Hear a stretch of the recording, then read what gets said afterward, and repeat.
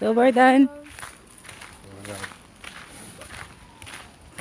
Nakilala ko po yung asawa ko sa sa Croatia, sa Vigo. Isa po siya sa admin ko. Then sinabi niya po na uuwi na siya sa Pilipinas. Nagkakilala po kami month of September. Alam niyo po ba yung shuffle, yung what did you call that in Vigo? Like a shuffle, then we find each other. Ano ba tawag doon? Just was did live and or po, maganda po dito. So nung nagkakita kami kasi 'di ba merong shuffle kung sino yung matapat sa iyo. Then yun, nakilala ko siya pero hindi naman kami medyo matagal pa. So September, November guys, sinabi niya na actually sinasabi niya na mahal niya ako pero hindi naman ako naniniwala kasi agad-agad ba yun eh.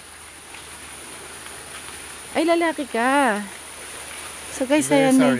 There is a river there. Ayan.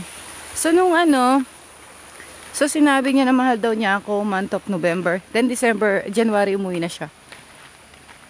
Then sabi nga niya, I wow you. Nung sinabi kong I wow you too, umuwi na siya. January 27. Then 2 months siya. Then bumalik siya ulit that year, 2023. Ng September. Then September pumunta na kami dito. January, September. Kasi nag-ayos kami ng documents. Ayun. They wanna see you. Huy! Can you look at here? Hello guys. Medyo madilim na guys. So, papadilim na kasi. So, very mabait siya. You are guwapo. Handsome. Yeah. People have their own meaning. They're allowed to have their own meaning. Croatia po ito. Europe. Simon, Croatia.